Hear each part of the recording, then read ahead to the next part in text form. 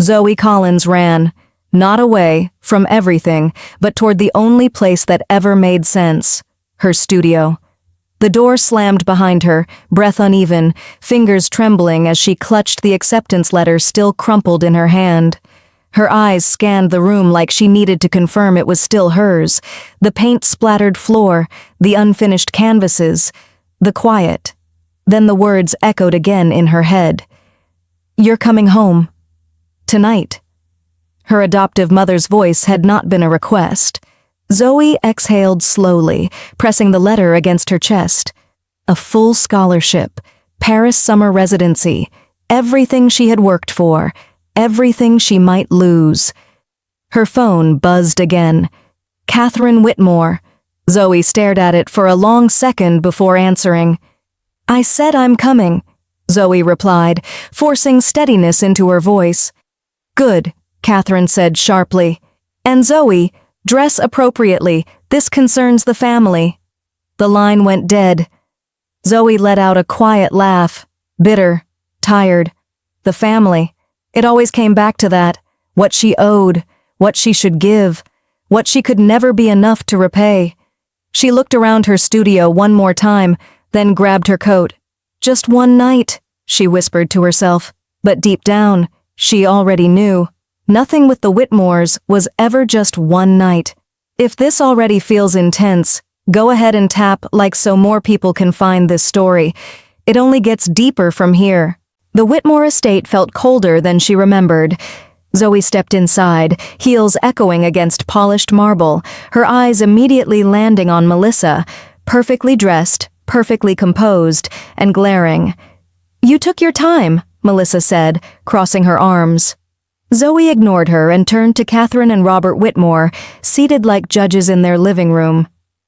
"You said it was urgent," Zoey said. Catherine smiled, but it didn't reach her eyes. "It is." Zoey remained standing. "Then say it." Robert cleared his throat. "Melissa's engagement has been called off." Zoey blinked. "Okay, and?" Melissa scoffed. "And you're going to fix it." Silence. Zoey frowned. "I'm sorry?" Catherine leaned forward. "The man Melissa was meant to marry comes from an influential international family. That alliance cannot be lost." Zoey's stomach tightened. "What does that have to do with me?" Robert spoke this time, calm and calculated. "You will marry in her place." The words hit like a physical blow. Zoey actually laughed. "That's not funny." "No one is joking," Catherine said. Zoey shook her head, backing up slightly. "You can't be serious." Melissa stepped closer. "You owe us, Zoey. Everything you are is because of this family." There it was. The debt. Always the debt. Zoey swallowed hard. "You adopted me. That was your choice." "And we gave you a life," Catherine snapped. "Education, opportunities, a name."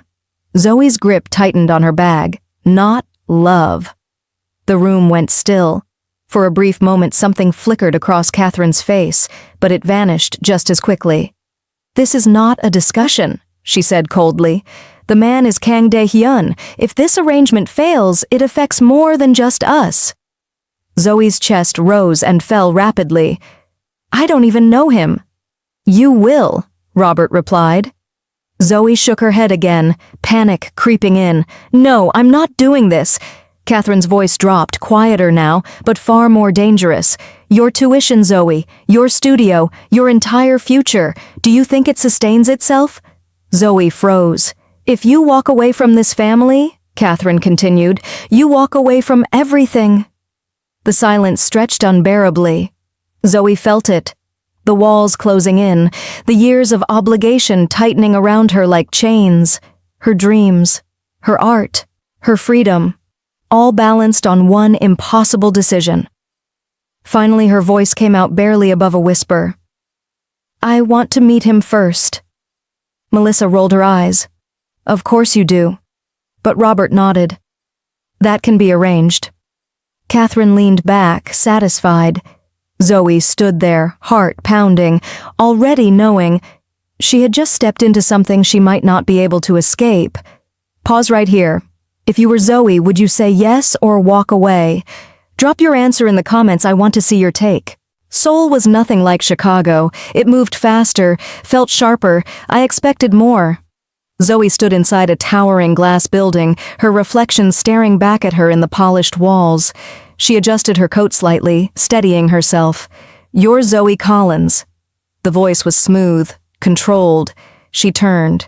Kang Dae-hyun stood a few feet away, hands in his pockets, eyes scanning her with quiet intensity. He wasn't smiling, but he wasn't cold either, just unreadable. Yes, Zoey replied. He nodded once. You're punctual. That's good. Zoey raised a brow. I didn't realize this was an interview. A flicker of amusement crossed his face. In a way, it is. He gestured toward his office. Come. Zoey followed him inside, refusing to show any hesitation. The room was sleek, minimal, and intimidating, just like him. Dae-hyun sat, motioning for her to do the same. I'll be direct, he said. This marriage benefits both of us. Zoey crossed her legs, meeting his gaze. Then let's hear your side. His eyes sharpened slightly, like he hadn't expected that tone. My grandfather requires me to marry within 2 years to retain my position, he said. The board agrees. And you don't want to? Zoey asked. It's irrelevant what I want. Zoey tilted her head. That sounds exhausting. That caught him off guard. A small pause. Then, what about you? Zoey let out a dry laugh. Apparently, I'm here to repay a lifelong debt. He studied her for a moment longer, then he slid a document across the table. A contract marriage. 2 years. Zoey glanced down. Your student debt cleared, financial independence, a settlement at the end. Zoey looked back up. And in return? We present a united front, public appearances, family obligations, nothing more. Zoey leaned back, considering. No control over my career, she said. Agreed. No interference in my personal identity. He nodded. Of course. And respect, she added firmly, not just in public. A pause. Then he said quietly, I don't do disrespect. Zoey held his gaze. Something shifted. Not trust, but understanding. Finally, she extended her hand. Then we have a deal. Dae-hyun looked at her hand for a second before taking it. His grip was firm, steady. Welcome to Seoul, Zoey Collins. And just like that, everything changed. If you're already hooked on Zoey and Dae-hyun's story, don't forget to subscribe and tell me in the comments where you're watching from. The wedding happened faster than Zoey expected. One moment she was reviewing contract clauses with a lawyer she barely trusted, and the next she was standing in a room filled with unfamiliar faces, cameras flashing like lightning. Stand closer, someone whispered behind her. Zoey didn't move. Then she felt it, Dae-hyun's hand lightly pressing against the small of her back. Not forceful, not possessive, guiding. She stepped closer. The ceremony itself was elegant, precise, almost rehearsed. Traditional Korean elements blended with modern luxury. Every movement had meaning, every pause intentional. Zoey followed carefully, aware of every eye on her. When it was time to exchange vows, she hesitated for just a second. Dae-hyun noticed. He leaned slightly closer and murmured, just low enough for only her to hear. Just read it. You don't have to feel it. Zoey exhaled. Then she spoke. And when he spoke back, something in his voice, steady, calm, unwavering, felt different from the man she had met in the office. For a fleeting moment, it didn't feel like a transaction. Then the applause came, loud and overwhelming, snapping her back. The contract was now real. She was now his wife. The first night in the penthouse was quiet, too quiet. Zoey stood by the window staring out at Seoul's endless lights, arms folded as if holding herself together.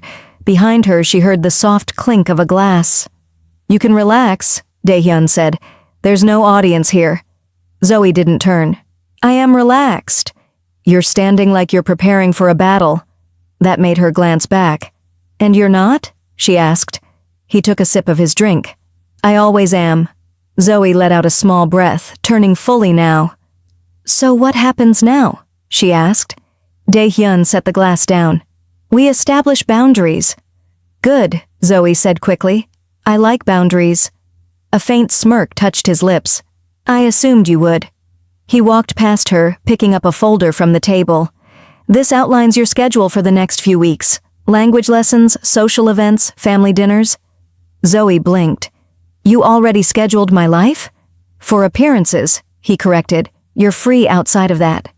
Zoey took the folder, flipping through it. Her brows lifted. This is intense. You'll adjust. She looked up at him sharply. I didn't come here to be managed. And you won't be, he replied evenly. But you did come here to play a role. Silence. Zoey closed the folder slowly. Then let's make something clear, she said. I won't embarrass you, but I won't erase myself either. Dae-hyun held her gaze, then he nodded once. Understood. Something unspoken settled between them, not comfort, but respect. The first family dinner was worse than Zoey expected, and she hadn't expected much. The room was filled with quiet judgment the moment she stepped in. Dae-hyun's mother barely acknowledged her. His younger brother looked her up and down like she was an inconvenience. Only the grandfather seemed mildly interested, but not warm, just observant. Sit, his mother said. Zoey did. Dinner began in silence, broken only by the soft clinking of utensils. Then it started. You've lived in America your whole life? His mother asked. Yes, Zoey replied calmly. And your parents? Zoey paused. Adoptive. A subtle glance passed between them. I see. It wasn't kindness. It was assessment. His brother leaned forward slightly. Do you speak Korean? Learning, Zoey said. How long do you think that will take? He asked, almost amused. Zoey met his gaze. Long enough to understand when someone underestimates me. A beat. Dae-hyun's hand stilled slightly on the table. His brother leaned back, surprised. The grandfather's lips twitched, just barely. Then his mother spoke again, sharper this time. Our family carries a certain image. I trust you won't complicate that. Zoey felt it. That familiar pressure, that expectation to shrink. But she didn't. I represent myself with dignity, Zoey said. That won't be a problem. Another silence, thicker this time. Then Dae-hyun spoke, calm but firm. She's not a problem. All eyes shifted to him, and just like that, something shifted in the room. If you're enjoying Zoey's quiet strength and how she holds her ground, take a second to like this story. It helps more than you think. Later that night, Zoey stood on the balcony, exhaling deeply. Well, she muttered. That was fun. You handled it well. She turned. Dae-hyun stepped beside her, hands in his pockets. Zoey raised a brow. That's your version of praise? It's accurate. She let out a small laugh. Your family doesn't like me. They don't like anyone, he replied. Zoey studied him for a moment. Does that bother you? A pause. Then, it used to. Zoey leaned against the railing. You don't seem like someone who lets things go easily. I don't, he said simply. Another silence. But this one wasn't tense. It was easier. Zoey glanced at him. Why did you agree to this? Dae-hyun didn't answer immediately. Then he said, because it was efficient. Zoey frowned slightly. That's it? And because you didn't beg. That caught her off guard. I don't beg, she said. I noticed. Their eyes met, and for the first time there was something there that wasn't just calculation. Weeks passed. Zoey adjusted, not perfectly, but deliberately. She learned the language, slowly but steadily. She attended events, smiled when required, spoke when necessary. But she also painted. Late nights in a small studio Dae-hyun had arranged without making a big deal out of it. One night, he found her there. Paint on her hands, music playing softly, completely lost in her work. He didn't interrupt. He just watched. You're staring, Zoey said without turning. I'm observing. She smirked slightly. That sounds creepier. He stepped closer. You're different here. Zoey finally turned, brush in hand. Different how? Unguarded. She considered that. Maybe this is the only place I don't have to be anything for anyone. Dae-hyun looked at the painting. It was bold, emotional, alive. Do you ever paint anything safe? He asked. Zoey shook her head.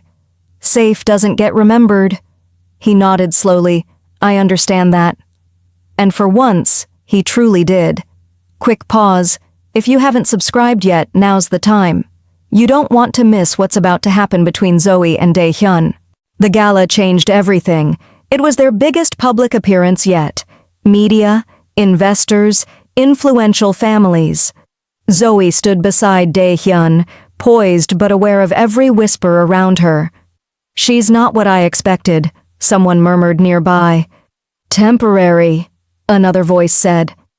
Zoey kept her expression neutral, until one comment cut sharper than the rest. A charity case in couture. That one landed. Dae-hyun heard it too. His jaw tightened. He turned, voice calm but carrying. My wife is the most accomplished person in this room tonight. Silence. Every head turned. If you're confused, he continued, that says more about you than it does about her. Zoey blinked, caught off guard. The tension shifted instantly. Respect, or at least, caution. What would you have done in Zoey's place at that moment? Drop your thoughts in the comments. Later, as they stepped outside, Zoey looked at him. You didn't have to do that. Yes, I did. Why? Dae-hyun met her gaze. Because I meant it. Something in her chest shifted. Not fear, not obligation. Something softer, and far more dangerous. And if you felt that shift too, stay with this story. It's only just beginning. Zoey stared at the skyline of Seoul, the city lights reflecting in her eyes, but they couldn't hide the whirlwind inside her chest. Every heartbeat reminded her that she wasn't just living someone else's plan anymore. She was making choices, and slowly, Dae-hyun had become part of them. Not an obligation, but a possibility. It started on a weekend away, a private escape from the scrutiny of family and media. They stayed in a small villa overlooking the Han River. Zoey painted the sunrise while Dae-hyun brewed coffee silently, a quiet rhythm forming between them. For hours, no words passed, only soft clinks of mugs, the breeze, and the city below. Finally, Zoey spoke, voice low. I never thought it would feel like this. Like anything real. Dae-hyun leaned against the railing, watching her. I didn't believe in love, he admitted. Not really. Not until I met you. She froze, brush in midair. What do you mean? I mean this, he said, stepping closer. This isn't the contract.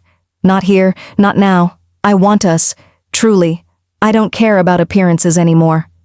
Zoey's heart pounded, her hands trembling. She dropped the brush, turning fully toward him. You want a real marriage? He nodded. Yes, not for business, not for family, for us. Silence stretched between them. The weight of years, expectation, and fear pressed against her. She thought of the Whitmores, the sacrifices, the debt she'd carried for a lifetime. And yet, here was the first person who saw her, not the obligation, not the image, but her. Tears welled up, but she smiled through them. Then yes, she whispered. Yes, Dae-hyun, I want that too. The moment was electric, simple yet profound. No contracts, no obligations, just choice. They returned to Seoul. The energy between them changed. It was no longer the polite distance of a business arrangement. It was laughter in shared kitchens, quiet encouragement during late-night work, and playful arguments over the silliest things. Dae-hyun introduced her as his wife with pride, not duty, and Zoey finally felt the freedom to assert herself without fear. Her art flourished. She was no longer hiding, no longer painting to please anyone. Exhibitions in Seoul drew attention internationally. Galleries wanted her work. Collectors admired her bravery, the bold colors and raw emotions speaking louder than words.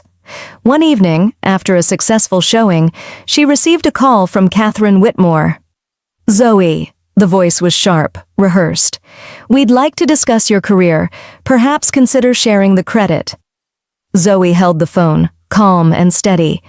I appreciate your concern, but my career is my own.